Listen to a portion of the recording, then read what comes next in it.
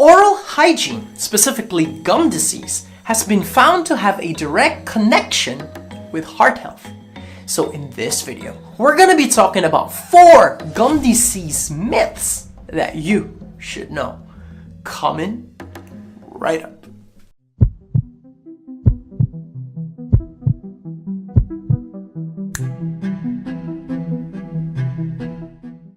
Hey y'all, Aman here, and you're watching Heart Limits.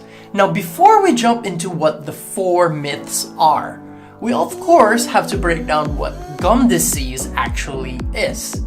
So gum disease is when there is an infection that occurs within those tissues that hold your teeth. And the problem with that is once these tissues get infected by some form of bacteria, it forms a plaque. And when that plaque solidifies, it becomes tartar. And when there's tartar, it can only be technically removed by, these tools that dentists have. This tartar, which is basically the solidified plaque, has the possibility to travel through your bloodstream and basically, infect lots of areas in your body.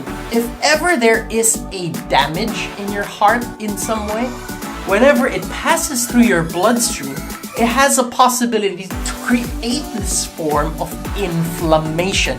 And when that occurs, it could lead to a number of cardiovascular problems. So now, let's get into myth number 1. So myth number 1 is that only unhealthy people can have gum disease. Now this myth came to be because there is actually some truth to it. So, whenever you're unhealthy, so it falls under basically 3 things, okay? So, if ever your family has some form of dental disease, you're prone to gum disease. Number 2, if ever you have a disease that kind of affects your immune system, you can also have gum disease. And here, I'll give you some examples. You have, for instance, diabetes, you have HIV, and you have cancer, okay? Number 3, you can also have gum disease when you take certain medications. And some medications have this side effect which basically makes your mouth quite dry. The problem is the saliva has properties which keeps your mouth clean, which basically fights the bacteria. Now, that part is the truth to the myth. But the myth in itself is false because you can also get gum disease when you have poor oral hygiene. You just brush your teeth, let's say for instance with your finger, or you brush once a week. So of course, that's really bad hygiene.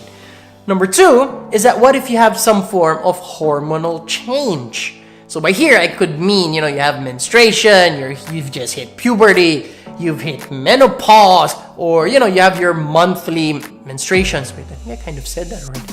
Anyway, yeah, you have these things which technically affect your hormones. So what happens is your body becomes less effective in fighting bacteria as well. But usually with hormonal changes, it's more temporary and it's usually not that severe. But of course, there's a possibility that gum disease can still become really bad if you don't find ways on how to counter-attack this problem, okay? And number 3, let's say for instance, you smoke. So the problem with smoking is that it actually makes your gums have a hard time repairing itself when there's some form of damage. And whenever there is some damage, your gums kind of, get all the dirt and everything. So of course, you still have gum disease. So yeah, that's number 1. Number 2 myth is that you will know if you have gum disease. Now technically, you kind of can tell, to be honest. Even though most people will say it's false because you don't really know the severity, I would have to say there is some truth to this myth. And the ways that you would know that you have gum disease is that you can see that your gums are quite red. They're quite sore, and if you touch them, there's some type of pain that you can feel. There are moments when you eat, you can even have some bleeding. And especially when you brush and when you floss, when you spit out your toothpaste or whatever, there's some blood that comes out. And also, there are times where you notice that, recently I've been having really bad breath. Or you have this taste in your mouth which, oh shoot, I just wanted to act out me vomiting, and I actually do feel like vomiting. Anyway, you feel like there is this taste that just doesn't go away from your mouth. And of course, if there is some type of pus that you can see, so of course you're like, yeah, there's something wrong with me. You know, that's kind of like common sense right there. That you could say, yep, there is, I have gum disease. But of course, for you to tell the severity is still quite hard. But one good way is, first of all, notice if your teeth are in some way a bit moving, you know, a bit loose. Also notice if your gums are kind of pulling themselves back, you know, kind of like, so imagine if this was your gum and this is your tooth, you notice that the gums are slowly pulling back. When that happens, that means that there is some type of thing that you need to really have checked with your dentist, okay? Also, it's possible that because that your gums are becoming loose and it's pulling back, that your teeth are slowly starting to pull away from each other. So it's kind of disturbing when you think about it that way. It's kind of like your teeth are more or less becoming It's kind of weird. Anyway, so that's myth number 2. So myth number 3, to be honest, I find rather quite interesting. So myth number 3 is that why heart? Why do I keep on saying heart? Myth number 3, my God. Myth number 3 is that gum disease is not contagious. So technically, it's not. That is true. But there are instances wherein, let's say for instance, okay, one person has gum disease and another person has some form of poor oral hygiene.